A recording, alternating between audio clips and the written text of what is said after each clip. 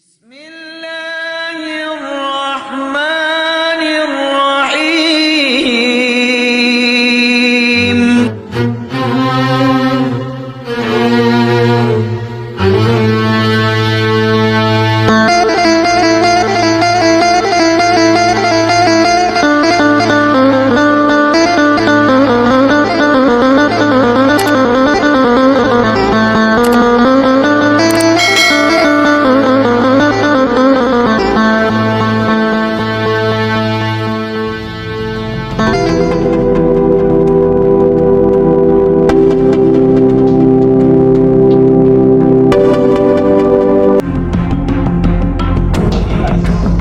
Yang menghambakan dirinya kepada Allah Subhanahu wa taala, maka derajatnya naik di Allah. Walaupun dia pasukan kuning penyapu jalan, tapi dia telah mewujudkan kehambaannya di hadapan Allah Subhanahu wa taala, maka derajatnya naik di sisi Allah.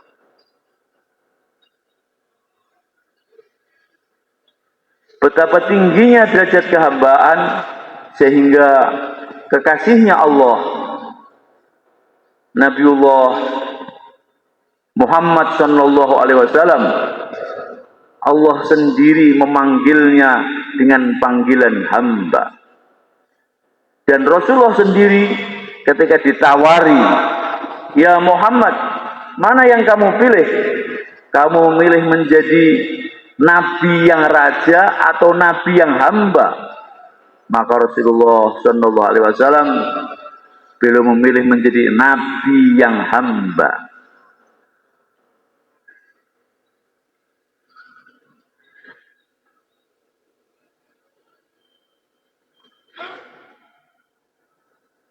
Subhanalladzi asra bi abdihi. Maha suci Allah yang telah menjalankan hambanya,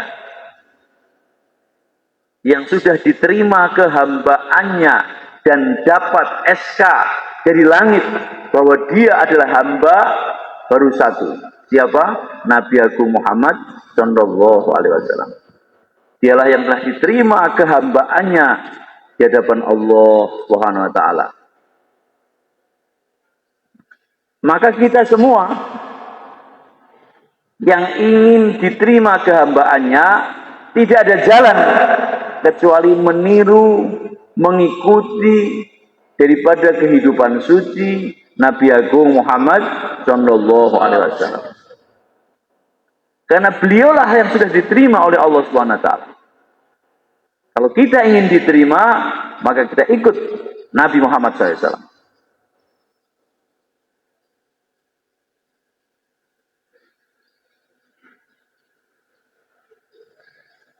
Hamba itu hari mulia tidak punya apa-apa. Dirinya milik tuannya, kerjanya untuk tuannya, dapat upah diberikan tuannya, anaknya jadi budak juga milik tuannya. Itu hamba. Maka demikianlah kita di hadapan Allah Subhanahu wa taala. Kita tidak punya apa-apa. Diri kita milik siapa? Allah. Hidup kita milik siapa? Allah. Waktu kita milik Allah. Semua milik Allah Subhanahu wa taala. Tidak ada yang memiliki aku kecuali Allah Subhanahu wa taala. Tidak ada yang memiliki aku kecuali Allah, dan tidak ada yang aku miliki kecuali Allah. Katanya orang India, me kuch nahi hai, mere kuch nahi hai. Aku tidak punya apa-apa dan tidak ada yang aku miliki. Itu hamba. Nah, karena kita ini hamba-hambanya Allah, maka aku tidak punya apa-apa dan tidak ada yang memiliki aku kecuali Allah. Nafas kita miliknya Allah, kedipan-kedipan mata kita miliknya Allah, langkah-langkah kaki kita miliknya Allah Subhanahu wa taala.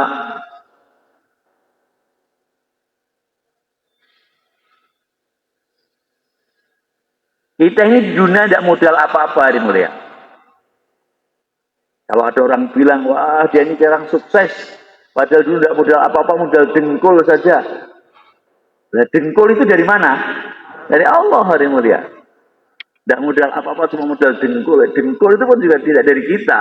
Dengkul ini dari Allah Subhanahu Wa Taala.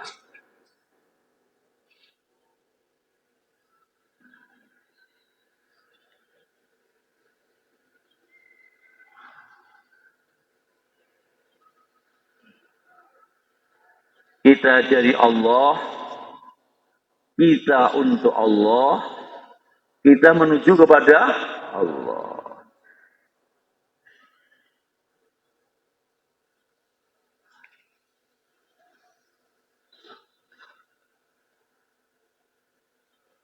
Maka sebenarnya tidak ada pengorbanan, itu tidak ada. Karena memang semua daripada Allah, apa yang dikorbankan? Nggak modal apa-apa. Waktu juga daripada Allah.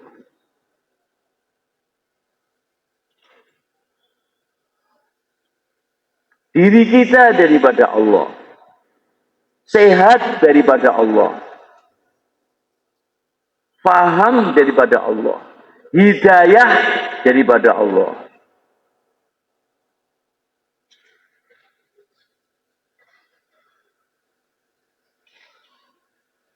Bisa bicara karena atas pertolongan Allah. Bisa jalan atas kuasa daripada Allah. Rambut satu lembar saja kita tidak modal ini. Ya, rambut ini pun dari Allah SWT. Kita lahir tidak bawa apa-apa. Telanjang bulat tidak bawa apa-apa. Dalam keadaan lemah kemudian Allah menguatkan kita. Lahir dalam keadaan miskin, tidak punya apa-apa, tidak punya harta. Kemudian Allah mengkayakan kita. Lahir di dunia dalam keadaan bodoh, bicara tidak bisa. Baca tulis tidak tahu. Bodoh. Allah kemudian memandaikan kita.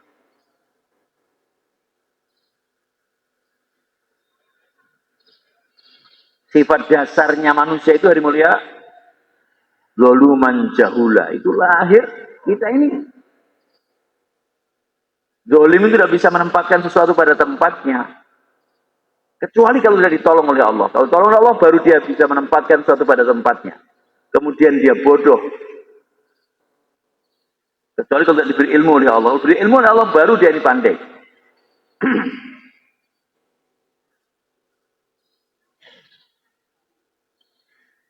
Sifat dasarnya manusia lahir dalam keadaan bodoh, dalam keadaan dolim, dalam keadaan fakir. Tidak punya apa-apa. Ya ayuhan nasu, antumul fuqara'u ilallah, wallahu wal ghaniyyul hamid. Wahai manusia, sesungguhnya engkau fakir di hadapan Allah. Kita berhajat kepada Allah SWT hari mulia. Sesungguhnya Allah zat yang maha kaya dan maha mulia.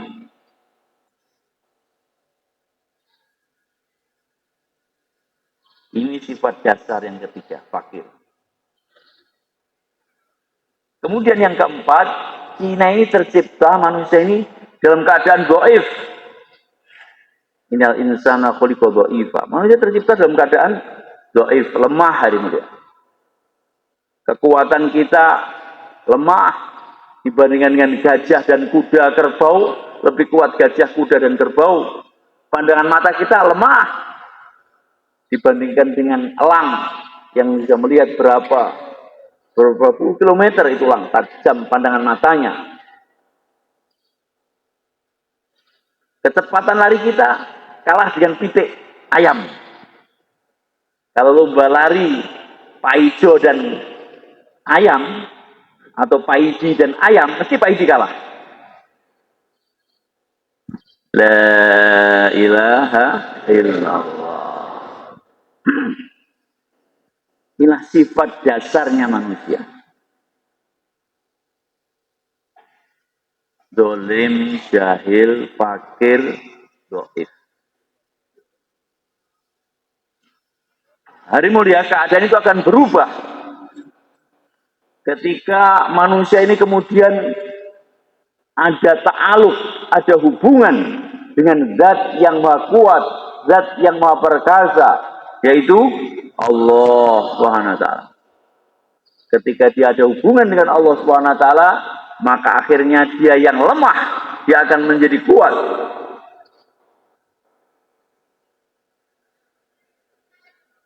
Dia yang miskin, dia akan menjadi kaya.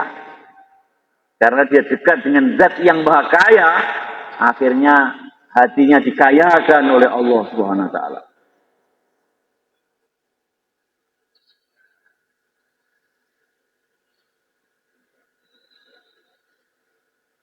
Karena dekat dengan zat yang maha adil, akhirnya Allah memberi keadilan kepadanya.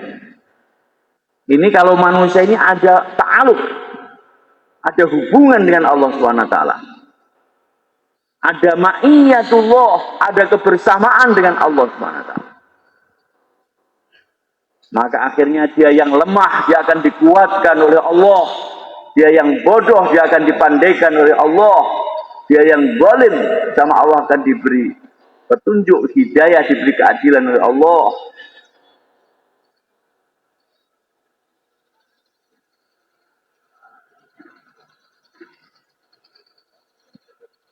Karena itulah hari mulia, tidaklah maksud kita dalam usaha agama ini kecuali untuk mendapatkan kedekatan dengan Allah Subhanahu wa taala.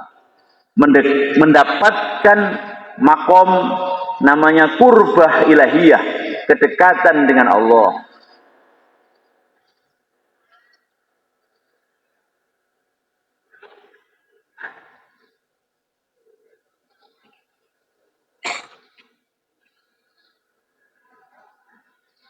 Pertama dengan mengamalkan perkara-perkara yang difardukan oleh Allah Subhanahu wa taala. Setelah itu disibukkan terus-menerus dengan perkara-perkara sunnah. Sehingga kalau begitu nanti Allah akan katakan pendengarannya, aku akan menjadi pendengarannya.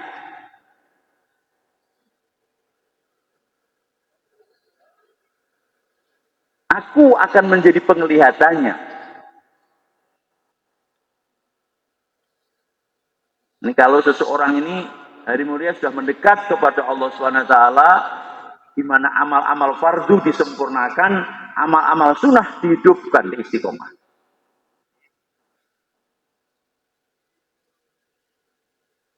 Akhirnya dia menjadi hamba yang dicintai oleh Allah SWT. Kalau dia minta pertolongan, Allah akan menolongnya. Dia minta perlindungan, Allah akan melindunginya.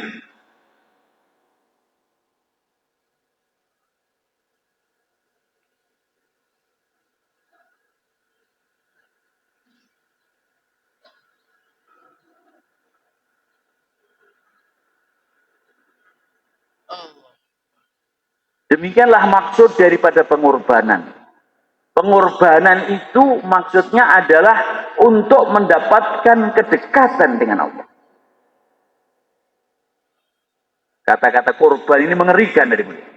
Karena kita ini ada hari raya kurban, Idul Adha, dan kalau Idul Adha kita melihat sapi dan kambing disembelih di sana. Sehingga kalau ada kata-kata pengorbanan, ngeri. Apa aku mau disembelih ini? Tadi sebelum saya subuh tadi ke masjid, maka satu penanggung jawab beritahu, ini nanti bayinya pengorbanan Pak. Bayan apa gitu? Bayan pengorbanan katanya. Wah gawat ini. Bayan pengorbanan ini mau ada penyembelihan. La ilaha illallah. Korban itu untuk kedekatan. Untuk taqarrub ilallah, untuk mendekatkan diri kepada Allah Subhanahu wa taala.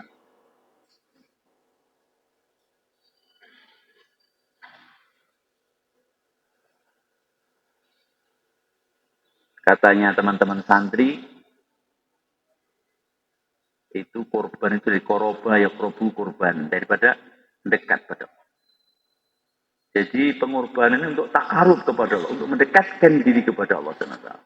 Maka apa yang disampaikan oleh orang tua kita dalam usaha agama ini untuk mendapatkan makom kurbah ilahiyah, kedekatan dengan Allah SWT. Untuk mendapatkan Allah dalam kehidupan kita. Maksudnya mendapatkan ridhonya Allah di dalam kehidupan kita.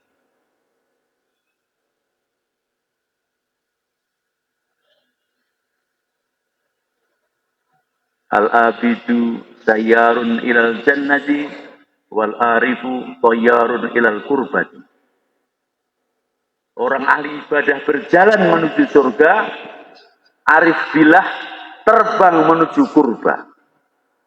Arif billah itu pencari Allah.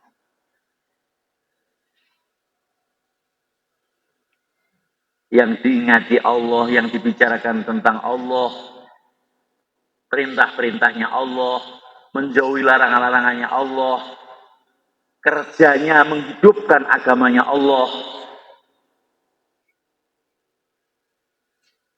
Allah menjadi maksud dan tujuan dalam kehidupan. Ilahi anta maksudi waridhoka matlubi.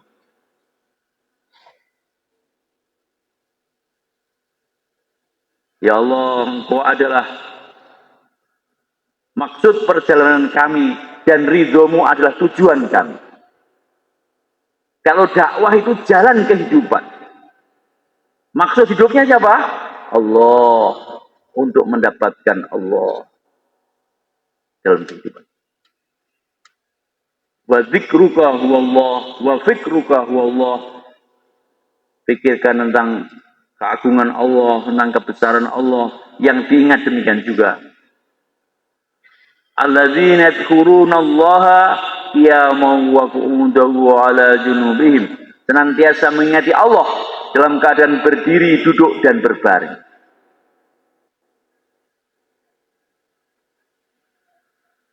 Ingat kepada Allah itu tidak usah banyak-banyak hari mulia. 24 jam saja.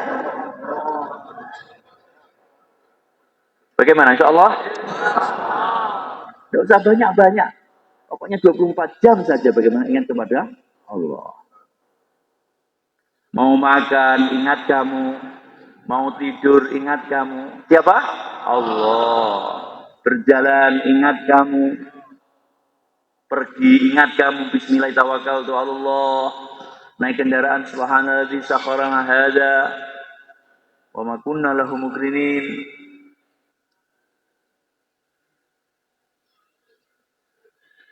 Karena musibah ingat Allah, dapat nikmat ingat Allah.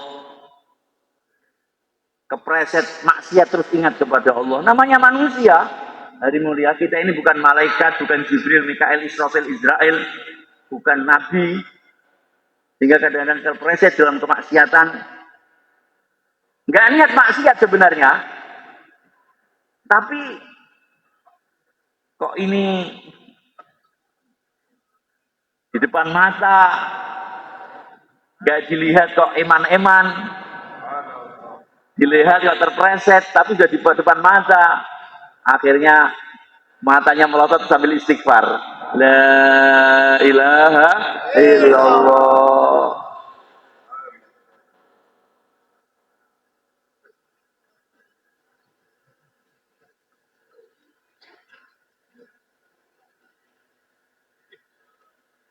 Manusia ini nggak lepas daripada 4 hal katanya.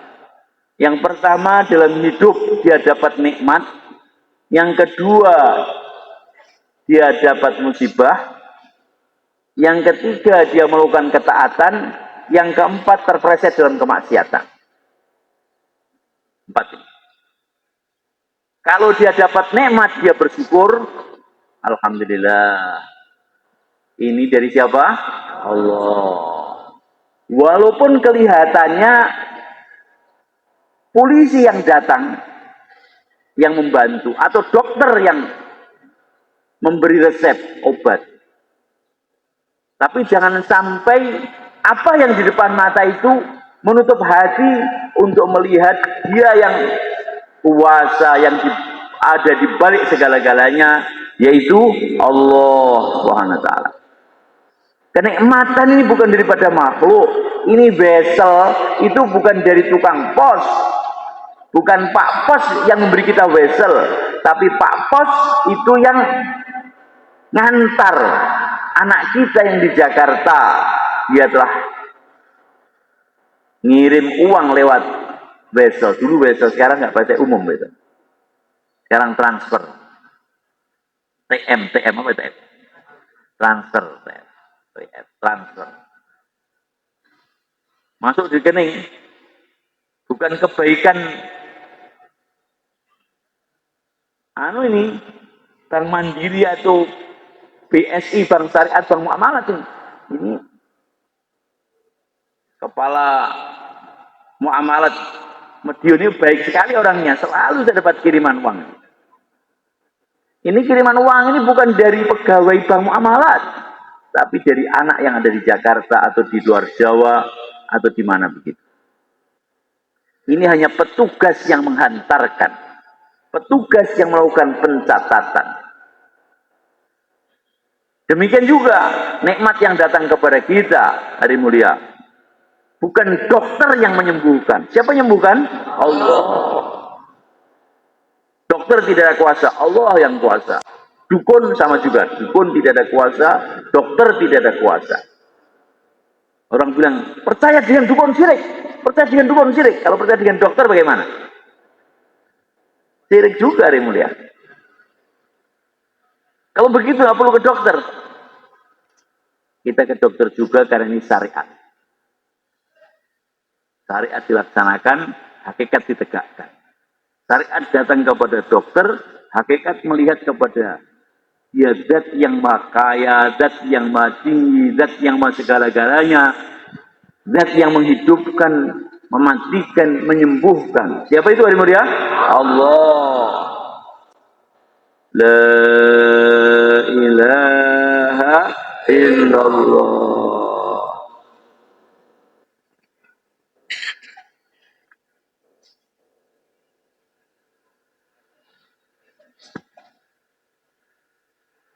Yang kedua,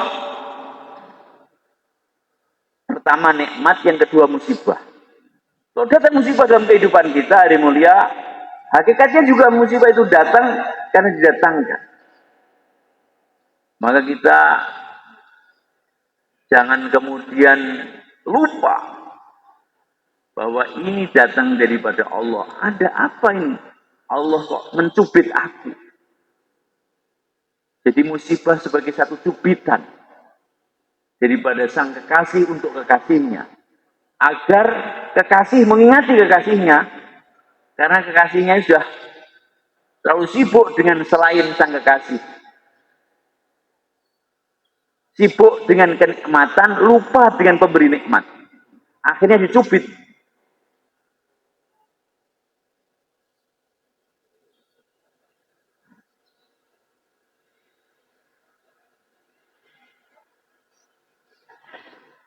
Ini yang kedua.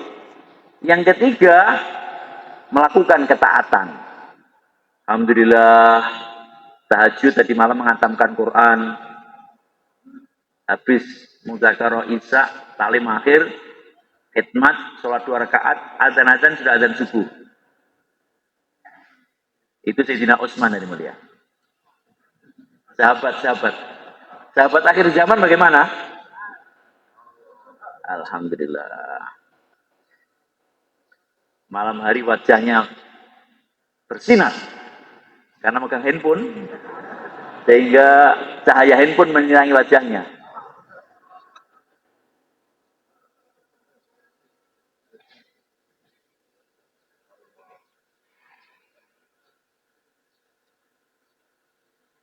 Kalau kita melakukan ketaatan, maka kita mesti ingat bahwa ketaatan yang aku lakukan ini karena pertolongan, kekuatan daripada siapa?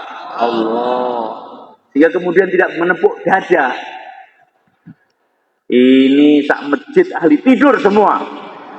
Saya saja yang ahli tahajud. Jadi berdiri tahajud dengan menepuk dada. Ini bahaya ini mulia ini. Kesombongan ini. Ada seorang alim bangun malam dengan anaknya. Putranya berkata kepada ayah, wahai ayahandaku, betapa celakanya begitu banyak orang malam hari sibuk dengan tidur saja. Maka kemudian bapaknya bilang, kamu tidur lagi, gak usah tahajud, tidur lagi. Kenapa? Kamu mau tahajud tapi kamu penuhi dengan kesombongan dalam hatimu. Jadi kalau kita melakukan ketaatan, kita mesti memandang bahwa semuanya itu dari siapa? Allah. La haula wa la quwwata illa billah. 4 bulan, 40 hari, khidmat Nizamuddin, negeri jauh. Jangan kemudian menepuk dada. Kemudian pulang-pulang minta jadi suruh.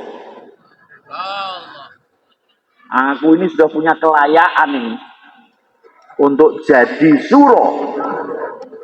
Ini tafakutnya, negeri jauh sudah 2 kali jalan kaki khidmat Nizamuddin. Kurang apa tuh katanya? Kata orang Temboro, kurang ajar gue.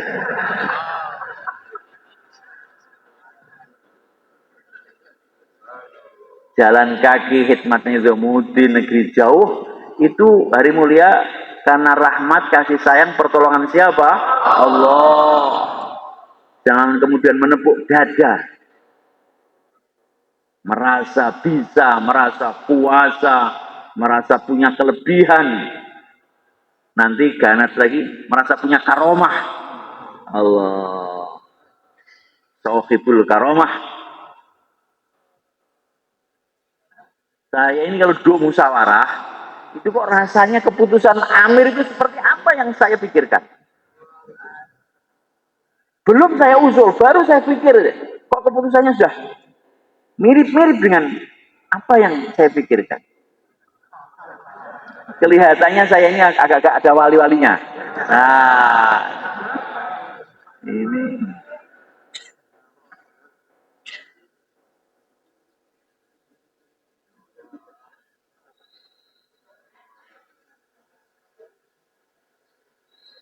Ujian itu meningkat dari dulu ya. Dulu diuji untuk taat setengah mati susahnya. Jangankan keluar, itikaf, ke masjid aja setengah mati. Beratnya setengah mati. Alhamdulillah, karena perjuangan Allah menggerakkan beberapa orang datang khususi usuli ikrom,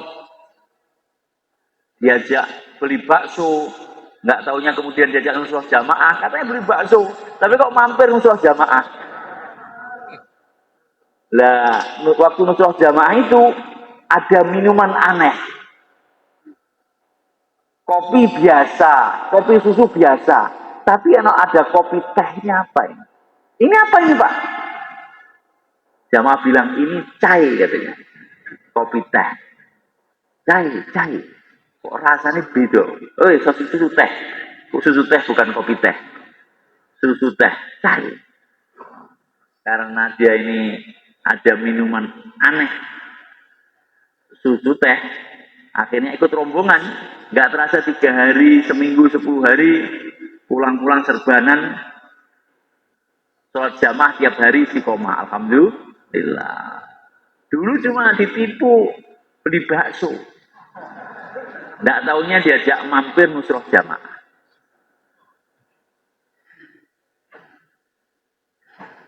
Kalau diajak ke masjid nusroh jamaah, tengah mati itu susahnya. Tapi ketika diajak bakso, cari bakso dia mau, alhamdulillah. Nggak taunya sama yang ngajak diajak mampir nusroh jamaah.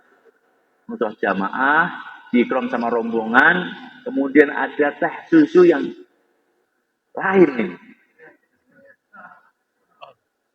Ini apa ini Pak? Ini cai katanya.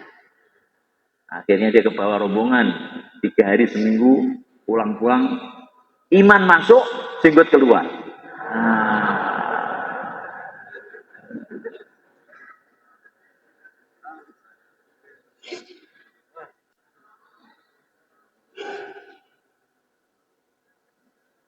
Akhirnya keluar 40 hari, 4 bulan. Iki wong duwe Wonogiri. Kok iso naik pesawat pergi ke India.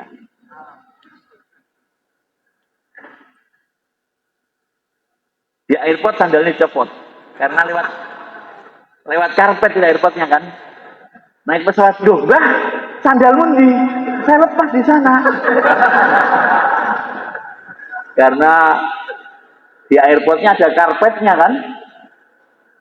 Wong masjidku kloso sandalnya dicepot Iki karpet sandalnya dicepot semen itu ya kali sandalnya saya tinggal di sana. Saking desone. Tapi alhamdulillah akhirnya terbang ke India, khidmat Nizamuddin, negeri jauh, Masya Allah. Allah beri kemudahan-kemudahan. Lah ujian kemudian datang hari ini, tetap ujian akan datang. Yaitu tadi ada doa-doa makbul, kemudian sedikit yang dipikirkan, tahu-tahu sudah diputuskan sama amirnya.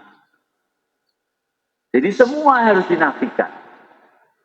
Oh, tidak ada yang kuasa, tidak ada yang bisa, kecuali satu saja. Siapa? Allah. Kita ini terus menapak dalam jalan yang ditempuh oleh para nabi, para rasul, dan para sahabat, sampai satu titik hari mulia, kita diterima sebagai hambanya Allah Subhanahu wa taala. Fadkhuli fi ibadi, fadkhuli jannati. Masuklah engkau dalam golongan hamba-hambaku, masuklah engkau dalam surga. Kalau sudah sampai di taman-tamannya surga, baru selesai. Sekarang kita ini baru melamar, baru berusaha berjalan menekan nafsu agar diterima sebagai hambanya Allah Subhanahu wa taala. Inilah perjuangan yang sebenarnya. Al-mujahidu man jahada nafsahu bi taatillah. Mujahid itu adalah orang yang bermujahadah melawan nafsunya dalam taat kepada Allah Subhanahu wa taala. Semoga termasuk kita semuanya.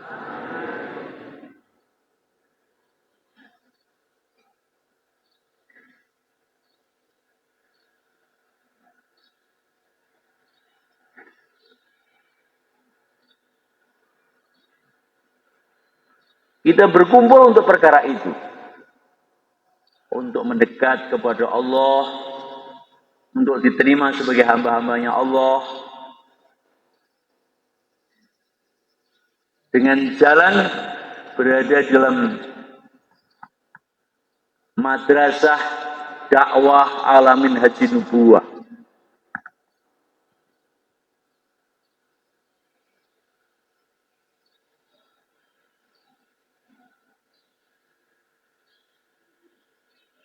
Apakah kita ini sekarang sudah berada benar-benar di atas jalan manhaj kenabian? Wallahu alam hari mulia, semua itu Allah yang menilainya. Hanya kita ingin melangkah di atas jalan yang mirip-mirip.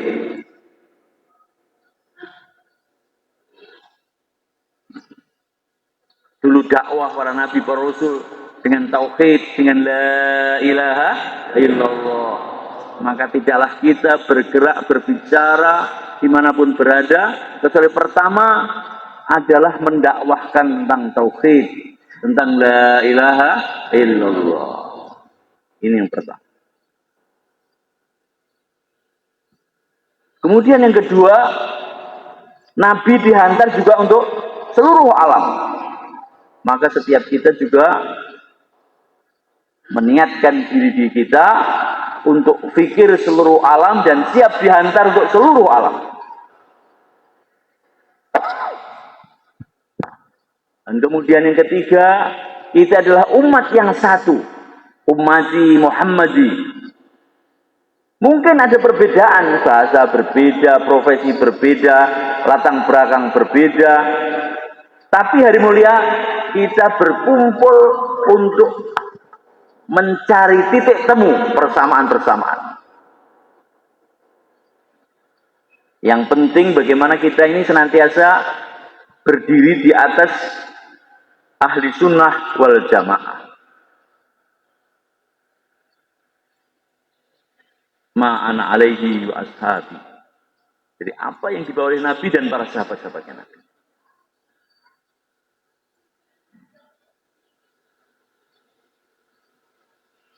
Kalau lihat perbedaan, banyak perbedaannya. Yang satu suka lontong, yang satu suka pecel.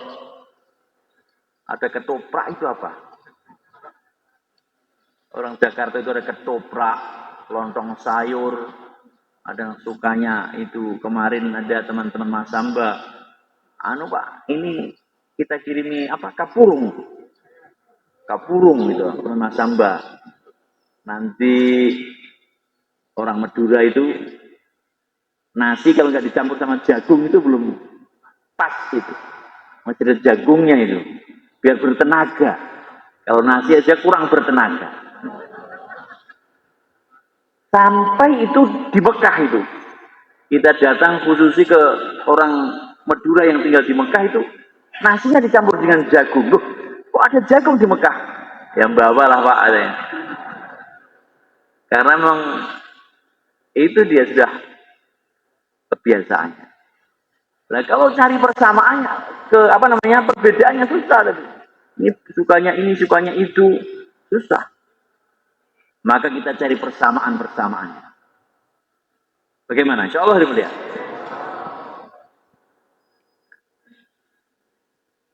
Yang jelas nabinya sama, kiblatnya sama, Qur'annya sama, akidahnya sama, bermadhab, ya kan? Bermadhab. Dulu-dulu sebagian kita ngejos, kalau keluar ditanya, Bapak ini mazhabnya apa? Kami tidak bermadhab. Kami tidak bermadhab. Quran, sunnah.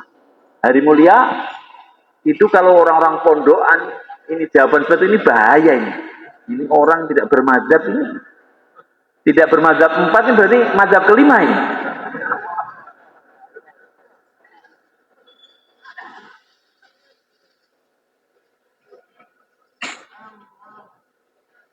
Maka kita ikut ulama-ulama kita. Bagaimana? Insya Allah melihat.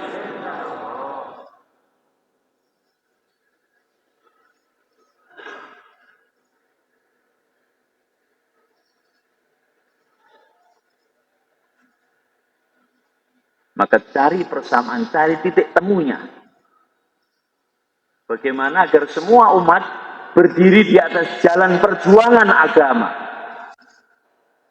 Laki-laki dan wanita, tua dan muda, miskin dan kaya, alim dan awam, rakyat jelata maupun pejabat bangsawan, semua berdiri di atas jalan perjuangan agama untuk menghidupkan agama paling sedikit seluruh dunia.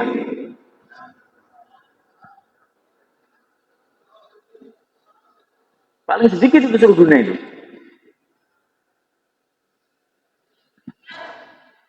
Kita bertanggung jawab kampung-kampung yang ada di Meksiko, Kanada, California, Kolombia, Bolivia, Peru, Chili, Argentina, Brasilia, Trinidad, Guyana, Suriname, negeri-negeri yang ada di Amerika, Amerika Latin, Amerika Utara, itu tanggung jawab kita. Bagaimana itu orang yang ada di dekat kutub utara itu? Apakah dia mati dengan la ilaha illallah, apakah tidak? Kalau ada orang mati tanpa la ilaha illallah, maka hati sedih, pedih. Apa yang terjadi? Ini anak cucu Nabi Adam mati tanpa iman. Apa yang akan terjadi?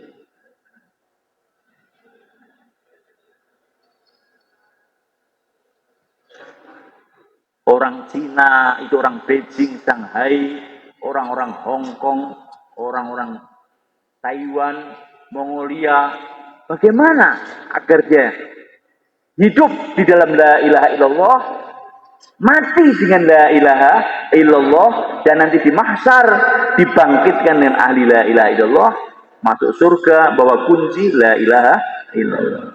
Orang Cina, Cina Glodok, Cina Medion, Cina Ngawi, Cina Jakarta, Cina Surabaya, Cina yang di Cina menjadi bagian daripada pemikiran kita. Bagaimana semua orang-orang Cina mati dengan iman. Orang-orang Dayak, Dayaknya pedalaman Kalimantan, orang-orang Papua, suku Asmat, suku Dani, ada suku Mate, ada suku apa lagi kemarin itu, Moi, ada suku namanya Moi, ada Kokoda. Ini nggak tahu ada berapa ratus suku yang ada di Papua itu. Dai-dai telah datang di Irian, datang di Kepulauan Irian, melihat di sana orangnya telanjang, maka dai-dai dia bilang Urian, Urian itu telanjang bahasa Arab, maka akhirnya namanya jadi Irian. Sampai di sana buat kampung namanya Kampung Solawati. Ada Kampung Solawati. Ini Kampung Solawati ini kampungnya Habib Syekh atau kampungnya siapa ini? Ini Kampung Solawati sudah ratusan tahun yang lalu Kampung Solawati. Ternyata dai-dai dari Tidore sudah masuk di Papua. Dakwah di Papua. Ada teluk namanya Teluk Umar. Ada pegunungan di Kaimana, Gunung Nabi. Ada daratan Nabi, Nabire. Ada Nabire, ada pegunungan Nabi. Ini jejak-jejak dai yang ada di Irian.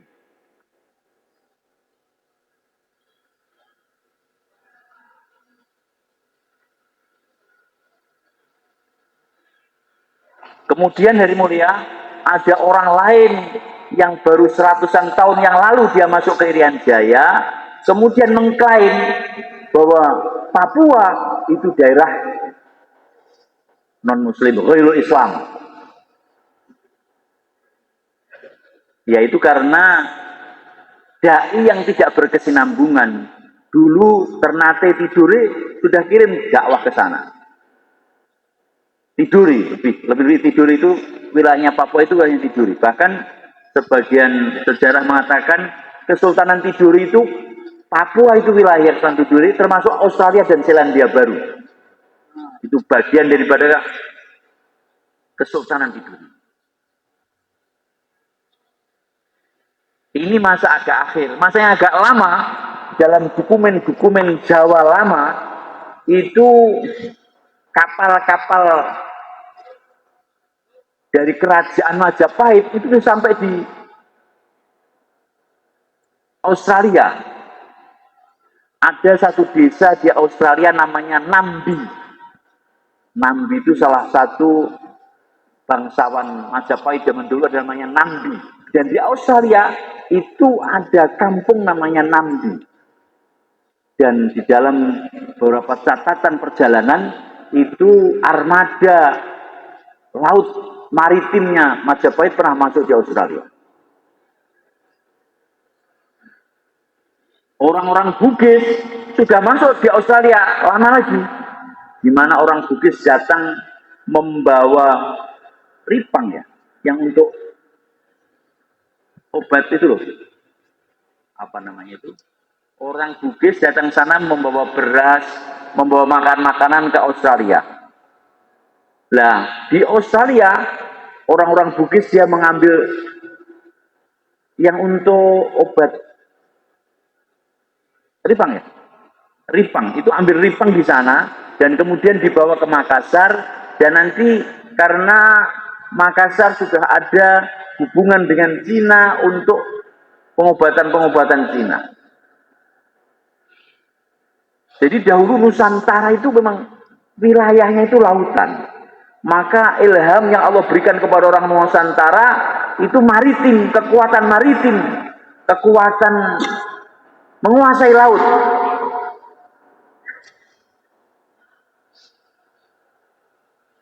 Karena memang kita ini aslinya Nusantara dihubungkan dengan pulau-pulau, maka untuk menghubungkan dengan pulau itu tidak ada kecuali dengan perahu.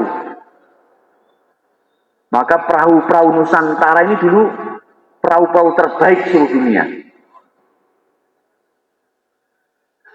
Waktu Adipati Unus, Raja Demak, pergi ke Malaka menghadang Portugis yang mau nyaplok Malaysia, itu kapal Adipati Unus itu besarnya luar biasa, mungkin tak gor ini mungkin itu. Kapal Portugis itu kelihatan kecil gitu. Namanya Jung Jawa. Jadi Jung Jawa itu kapal besar. Yang mana kapal-kapal Mongolia itu 3 kapal bisa masuk di kapal Nusantara dulu. Jadi kapal-kapal apa itu? Mongol yang dulu datang ke Nusantara, 1000 kapal datang mau menyerbu ke Singosari, itu kapalnya itu kapal kecil-kecil, yang mana 3 kapal bisa masuk di kapalnya orang-orang Nusantara ketika itu.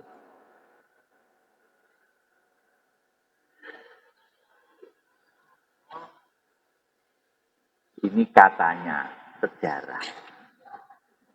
Sampai boleh percaya, boleh tidak percaya. Hanya ini saya sampaikan biar kita ini tidak kecil hati, bahwa kita ini punya sejarah masa lalu, bahwa orang-orang Nusantara pernah sampai ke Australia, Papua, itu di bawah apa? Bukan cengkraman lah ya. Apa namanya itu? Kekuasaan atau pengelolaan Nusantara.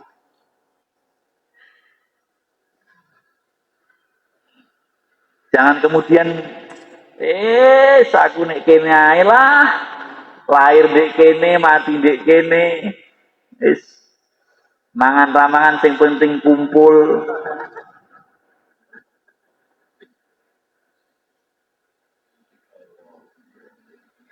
Kita ini dilahirkan untuk seluruh dunia, hari mulia. Kita dilahirkan bukan hanya untuk Temboro, bukan hanya untuk Magetan, bukan hanya untuk Jawa Timur, bukan hanya untuk Jawa, bukan hanya untuk Indonesia, tapi kita dilahirkan untuk seluruh dunia. Untuk apa? Untuk membawa la ilaha illallah, untuk menaklukkan seluruh dunia. Siapakah orang-orang yang bisa menaklukkan seluruh dunia itu? Orang-orang yang tidak ada dunia di dalam hatinya. Dalam hatinya ada keagungan Allah, keagungan kampung akhirat, menjadikan dunia ini sebagai tangga untuk kemuliaan di negeri akhirat yang selama-lama-lamanya. Bagaimana? Insya Allah hari mulia. Bagaimana ini caranya? Caranya adalah pertama dengan meluangkan waktu untuk agama. Mau jadi dokter tapi tidak ada waktu untuk kuliah, tidak ada waktu untuk sekolah, nggak bisa jadi dokter, hari mulia. Nggak ada waktu saya sekolah. Kalau saya sekolah, mak saya bagaimana? Saya ini di rumah kerjanya nemani mak saya.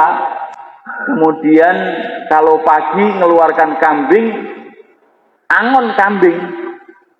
Nanti kambing saya bagaimana, mak saya bagaimana? Nggak ada waktu untuk sekolah, ya tidak ada. Mimpi jadi dokter tidak ada. Maka demikian juga untuk jadi orang baik, untuk jadi orang soleh, tapi nggak ada waktu untuk agama, ya nggak bisa. Maka pertama adalah menyisihkan waktu untuk agama. Bagaimana? Insya Allah mulia.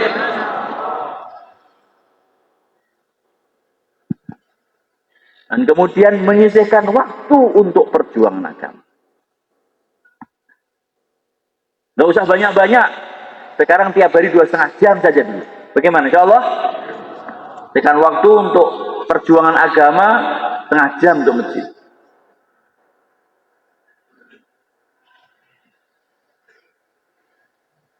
Nanti ditambah pelan-pelan. 1 hari tambah 1 menit, 1 menit, 1 menit, 1 menit. 1 bulan sudah tambah 30 menit. 2 bulan 1 jam. 3 bulan berapa? 1,5 jam. Dari 2,5 jam tambah pelan-pelan. Waktunya ditambah. Bukan malah dikurangi. Dulu aktif di masjid. Dikurangi. Katanya niat asar isya, ini asar di rumah, maghrib di rumah.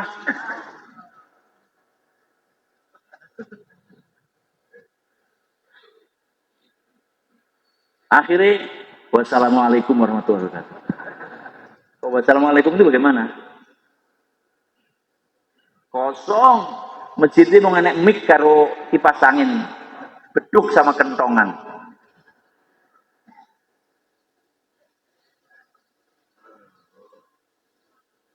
Mana ini?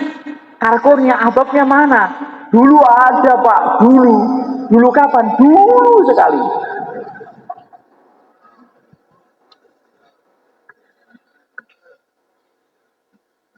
Sekarang di mana? Ya, sekarang ada di RT 1, RT 2.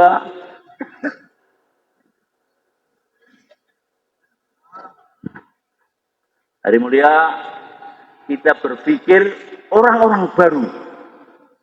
Bagaimana masjid baru, orang baru didatangkan dalam agama dan usaha agama.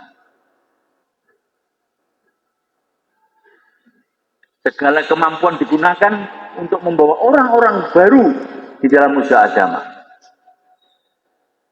Dengan penuh keyakinan bahwa usaha dakwah ini tersimpan keberkahan daripada Allah SWT. Tersimpan nusratullah ghaibiyah, akan datangnya pertolongan Allah yang gaib di dalam kehidupan kita. Siapa mengira Persia akan runtuh, siapa mengira Romawi akan runtuh, hari mulia. Dulu Nabi seorang diri, tidak ada temannya. Tapi Nabi telah memulai. Anak kecil didatangkan, Ali bin Abi Thalib. Seorang wanita didatangkan. Siapa itu? Sayyidatina Khadijah radhiyallahu anha. Masjid belum bisa untuk pertemuan, bayan, jur, istimak, masjid belum bisa. Takmir masjidnya Abu Lahab sama Abu Jahal. Terus bagaimana? Maka jur dibuat di rumah. Rumahnya Sayyidatina Khadijah telah dibuat jur pertama kali di Mekah. Ketika ayat wa anzir ashiratakal aqrabin telah turun, beri peringatan kepada keluarga dekat, maka Rasulullah telah mengumpulkan Bani Hashim, Bani Abdul Muthalib di rumahnya Sayyidatina Khadijah radhiyallahu anha. Dan kemudian bayan disampaikan dengan harapan keluarga dekat beliau membantu dalam perjuangan agama. Tapi hari mulia di awal-awal menolak. Yang berdiri cuma satu orang, anak kecil, Ali bin Abi Thalib, umurnya 8 tahunan ya. 2 kali, 3 kali, nggak ada yang berdiri, Ali saja yang berdiri. Akhirnya Ali dipegang sama Nabi, dan Ali lah yang kemudian menyertai Nabi sampai akhir kehidupan beliau.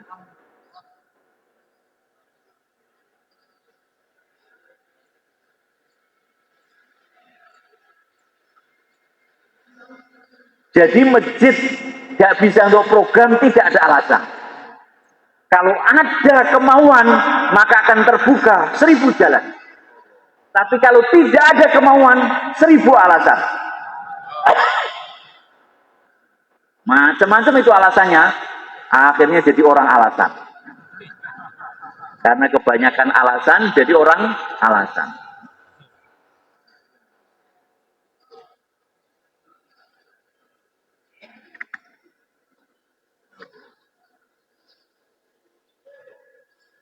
Beri waktu untuk masjid hari mulia, untuk perjuangan agama.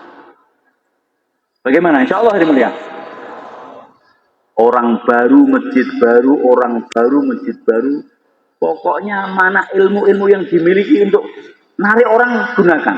Apakah senyumannya, apakah ikromnya, apakah kopinya, apakah pijetannya, apakah peletnya, doanya, apa yang dimiliki untuk membawa orang hari mulia dekat kepada kita, dibawa mereka untuk dekat kepada masjid dan dekat kepada usaha agama. Kita sendiri berkorban dan kita juga membawa saudara-saudara kita dalam pengorbanan agama. Jawa itu tidak ada apa-apa, gong lewang-lewong katanya Jawa. Kosong. Nggak ada masjid, nggak ada kiai, nggak ada santri, nggak ada hafal Quran, yang ada pendeta, kuil, pura.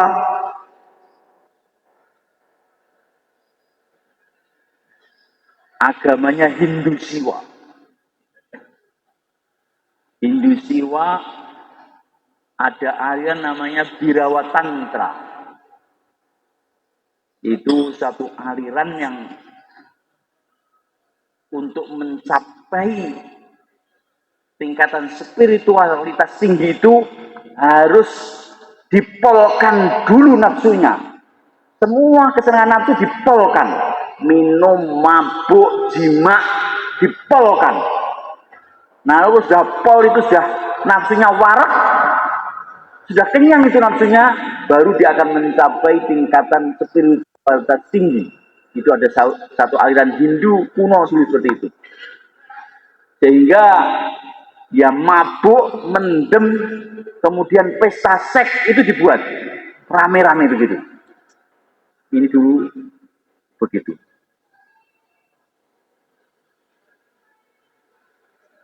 Kemudian Islam datang hari mulia dalam keadaan Jawa yang seperti itu. Dan kemudian orang Jawa ini angkuhnya luar biasa dulu. Dulu itu katanya begitu. Angkuh, sombong itu orang Jawa. Salah satu pantangan orang Jawa itu kalau dipegang kepalanya. Pegang kepalanya sudah ngamuk dia sudah. Sampai sekarang pun sudah begitu. Tapi dulu lebih lagi. Pegang kepala, wah. Nyaponya kalau sirah-sirahku, panir ya. Gitu.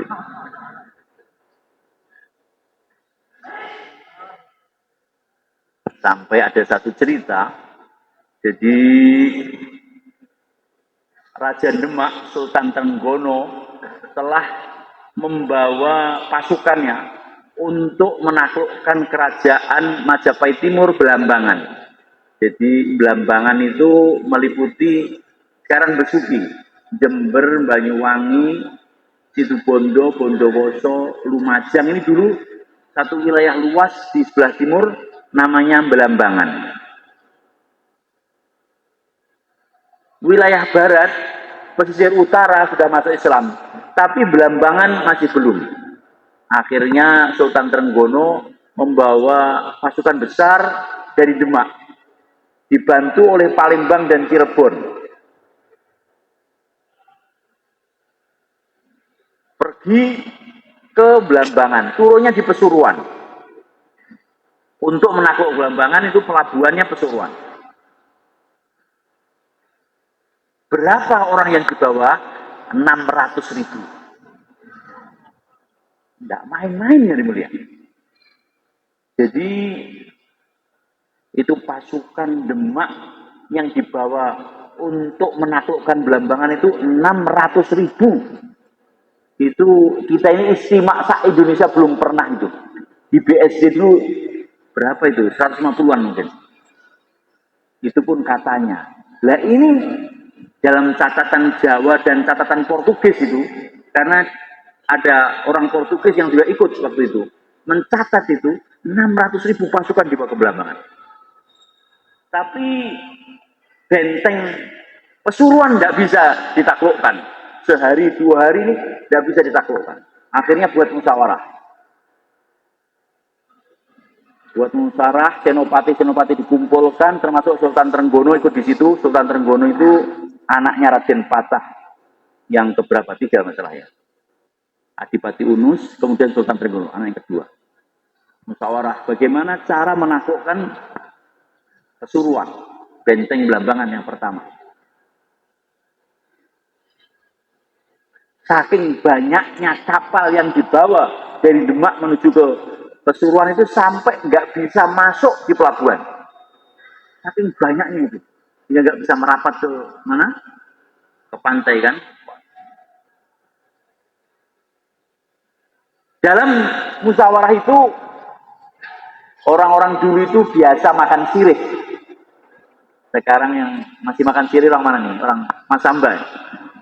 Masamba banyak makan sirih. Orang Papua juga makan sirih. Dulu orang dulu itu sirih itu makanan nasional itu.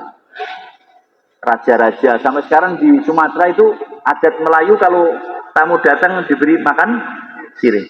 Nah, waktu itu Sultan Trenggono dalam musyawarah itu ingin makan sirih. Ada satu anak yang jaga kotak sirih itu, dia bilang, iya sirih, mungkin gitu ya. Saya bukan Sultan Trenggono ini jadi, sirih gitu. Sekali anak itu nggak tahu sedang mikir apa, dia nggak ngeh gitu. Jadi respon lambat, loadingnya lambat. Sekali, dua kali, sampai tiga kali. Akhirnya ketiga baru dia ngasih itu sirihnya. Kemudian Sultan Trenggono megang kepalanya. Simbol pikir apa toh? Kok ngantek ping telu lagi dikasih baru sampai tiga kali baru dikasih sirihnya. Lah anak itu pegang kepalanya. Anak ini dipegang kepala itu. Ini anak kecil umur 12 tahun ini. Refleks tarik kerisnya, tusukkan Sultan Trenggono. Jadi dalam penaklukan Belambangan itu Sultan Trenggono mati karena kan ditusuk anak ini. Anak kecil gara-gara dipegang kepalanya itu tersinggung dia. Karena doktrin Jawa ini waktu itu kalau megang kepala ini macam penghinaan. Jadi anak kecil ini akhirnya pegang kerisnya, tusuk itu Sultan Trenggono. Maka akhirnya anak itu dipegang, dibawa diinterogasi, intelijen dikumpulkan, dikorek-korek. Ini memang betul-betul karena dia refleks karena tersinggung sebagai anak, atau memang ada yang menyusupkan di dalam. Korek sana, korek sini, korek sana, korek sini. Kesimpulannya karena dia tersinggung saja. Jadi tidak karena apa-apa. Tapi karena waktu itu kerajaan dari mulia, namanya anak sudah membunuh raja, ya akhirnya dia dihukum bersama dengan ayah, ibunya, dan 60 keluarganya. Ini cerita masa lalu. Cerita apa tadi? Cerita Sultan Trenggono dan orang Jawa yang sombongnya setengah mati. Kalau dipegang kepalanya sampai marahnya setengah mati sampai anak kecil itu. Sama Demak yang ngirim pasukan 600.000. Jadi di abad ke-15 itu sudah bisa mengumpulkan 600.000 orang untuk berdakwah bersama-sama. Padahal orang Jawa kita itu berapa penduduknya, tapi bisa mengumpulkan sebegitu banyak. Ini keberkahan karena dakwahnya Wali Songo. Nah, sekarang ini makanya jangan kita ini sudah mikir yang di sini banyak ini, tapi di luar sana lebih banyak lagi. Angka ini sudah mulai ini. Apa youtuber itu sudah ini masang-masang itu. Youtuber kemudian beri komentar di bawahnya ini. Ribuan jamaah memenuhi indoor. Macam-macam lah itu nanti terus diposting kemana-mana begitu. La ilaha illallah. Yang sudah datang alhamdulillah disyukuri, tapi jangan kita melupakan yang di luar sana. Bagaimana? Apa yang Allah berikan disyukuri, alhamdulillah. Allah telah mendatangkan. Tapi jangan kemudian yang di depan mata menutupi yang di belakang mata. Itu di gudang garam ada 40.000 pekerja gudang garam. Sampurna, Pesuruan, dan cabang-cabangnya 60-an ribu. Mahalahmu wong piro, mahalahmu. Alhamdulillah orang 3, Pak. Dulu banyak, tapi mati ada 2, pindah ke Surabaya 3, kawin ke Madura, sekarang tinggal 3. Alhamdulillah, yang ada disyukuri, yang ada ini kemudian usaha untuk cari orang baru. Bagaimana? Insyaallah mulia. Sehingga hansip-hansip ikut bagian dalam usaha agama, tukang parkir, tukang pijet, guru, polisi, tentara, semua bagaimana bersama-sama dalam usaha agama. Sehingga tidak ada lapisan masyarakat kecuali di sana usaha agama dihidupkan. Bagaimana? Insya Allah hari mulia. Hari mulia, dengan adanya usaha agama ini akhirnya siapa saja bisa bergerak untuk membantu menghidupkan agama. Dahulu alumni-alumni pesantren saja yang berani bicara, kemudian berdiri atas mimbar, alumni pesantren saja. Dan alumni pesantren itu kalau pulang kampung dia tidak punya masjid, akhirnya ya masjid sudah ada yang imami, mudin sudah ada, masjid sudah ada, pimpinan tahlil sudah ada.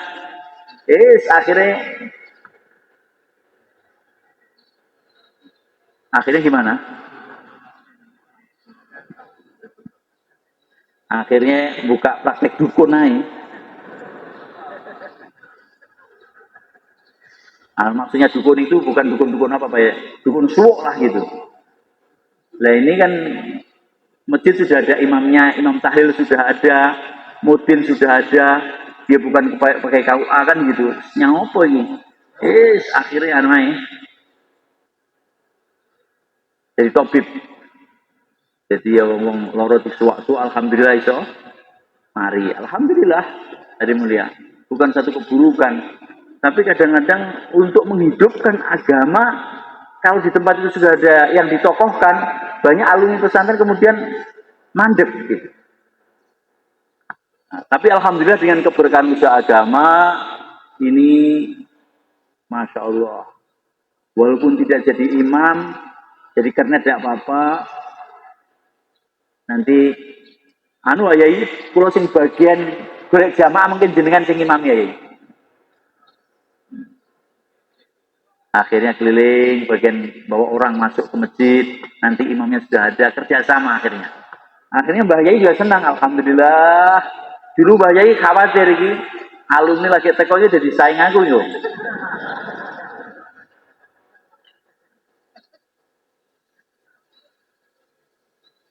Nah, sekarang malah membantu meramaikan jamaah tambah banyak.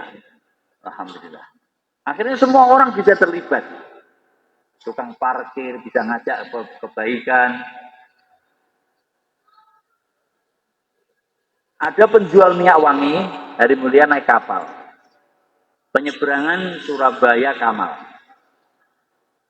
Nah, ketika itu ada Kiai Madura yang di situ. Nah, penjual wangi ini ikhtilat sama Pak Kiai. Ya alhamdulillah dari ikhtilat itu terjadi komunikasi dan kemudian Pak Kiai itu kemudian tertarik dengan usaha agama dan alhamdulillah kemudian menjadi sebab Pamekasan terbuka. Ini penjual minyak wangi harus jadikan sebagai pembuka hidayah.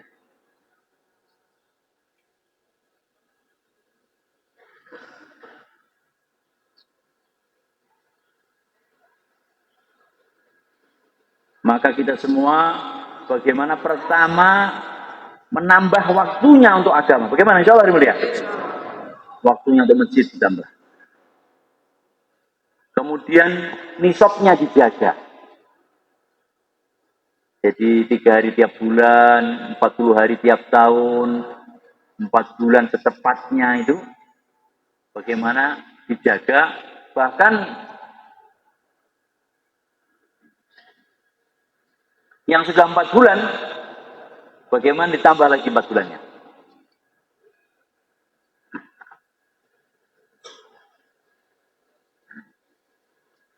Karena kita punya lahan garapan seluruh dunia hari mulia.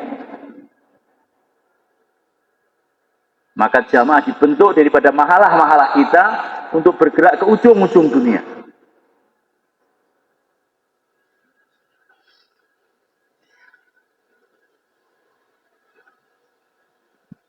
Ada satu jamaah yang kalau kita pergi ke sana maka kita akan seperti bergerak ke seluruh dunia. Di mana itu? Mekah Madinah. Maka ada namanya Juhudul Hajj, dakwah di kalangan jamaah haji.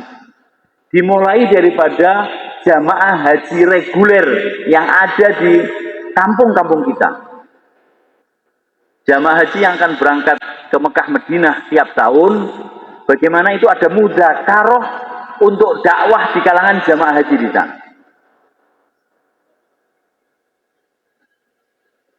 Sekurang-kurangnya calon haji yang akan berangkat itu bisa menjaga amalan dia ketika di Mekah Madinah itu sudah luar biasa.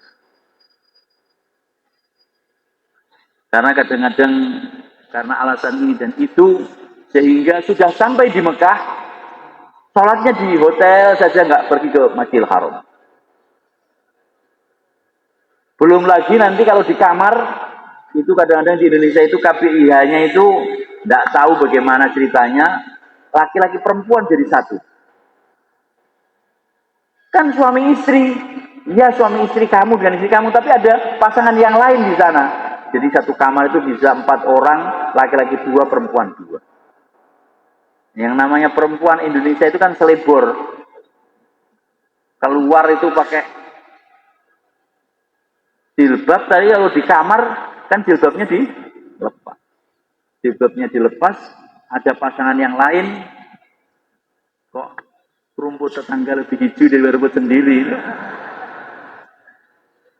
Ini setan itu, hari mulia, kalau kita pergi haji, anak ditinggal, kebun ditinggal, toko ditinggal, tapi setan yang di Mojokerto ikut.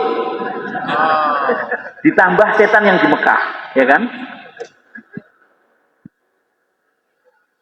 Makanya kalau jemaah haji mau berangkat, bagaimana di markas-markas daerah diadakan mudzakarah jemaah yang akan berangkat haji, kemudian mudzakarah tentang dakwah di sana, ikhtilat kepada teman-teman jemaah haji, dikenalkan dengan usaha dakwah, sehingga nanti pulang harapannya akan sambung dengan usaha agama. Satu orang kolonel berangkat umroh. Ada anak muda lulusan SMA Jakarta, pernah keluar 40 hari sama bapaknya. Maka ini anak muda ini, mereka musyawarah ini jamaah keluarga ini untuk ikram kepada tamu-tamu umroh dengan memberi air zam-zam. Jadi air zam-zam itu kan gratis itu di Masjidil Haram, diambil, digelas, kemudian diserahkan kepada bapak itu. Nggak tahunya dia ini kolonel, dan kemudian menjadi sebuah perkenalan mereka, dan kemudian kenal dakwah, akhirnya pulang keluar jalan Allah SWT, dan kemudian berangkat ke India, Pakistan, Bangladesh. Dan itu banyak cerita-cerita begitu. Di dunia ini mungkin ada sekitar 200 lebih negara. Sehingga kalau kita pergi ke seluruh dunia, maka kita harus beli tiket ke 200 negara lebih dan mengurus visa di 200 negara lebih. Kalau kita berangkat haji, maka kita akan berjumpa dengan negara-negara seluruh dunia itu. Sehingga dengan satu visa dan satu tiket, kita bisa bertemu dengan negara-negara seluruh dunia. Dalam satu riwayat dikatakan bahwa agama ini akan hidup kembali sebagaimana ular akan kembali ke liangnya, maka demikian agama akan kembali ke tempatnya, Mekah dan Madinah. Maka agama ini akan tegak kembali di Mekah dan Madinah, hari mulia. Akan ada Fathul Mekah yang kedua, insya Allah. Dan waktunya tidak lama, bila seorang akhir zaman yang dijanjikan oleh Rasulullah SAW, yang namanya seperti namaku, Muhammad bin Abdullah, dia telah dibaiat di depan Ka'bah. Maka akhirnya agama akan hidup di sana. Dan itu tidak lama, hari mulia Imam Mahdi itu, tahun depan insya Allah. Depannya kapan? Pokoknya depan lah. Kalau belakang kan sudah ketahuan, depan kan belum ketahuan. Tahun depan insya Allah.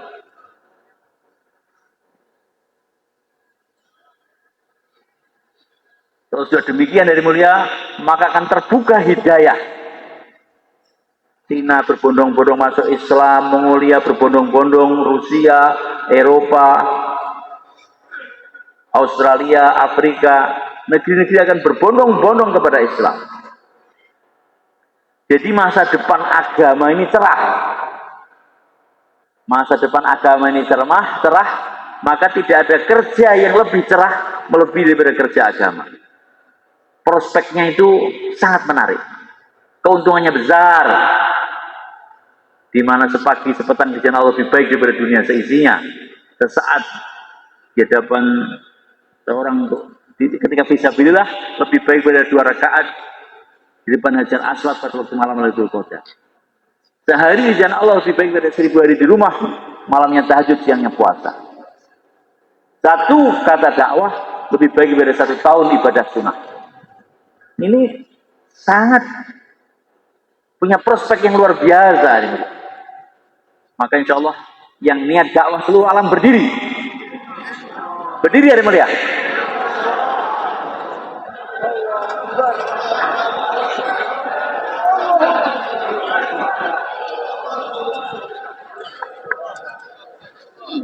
Semoga diterima oleh Allah SWT. Duduk kembali. Mas kawinnya 4 bulan 40 hari. Pagi hari ini, tadi malam kemarin sudah 4 bulan 40 hari hari mulia. Sekarang nggak usah banyak-banyak, sepertiga hidup. Jadi sepertiga hidup itu setiap hari 8 jam, setiap bulan 10 hari, setiap tahun 4 bulan. Dan boleh dikredit. Dikredit bagaimana?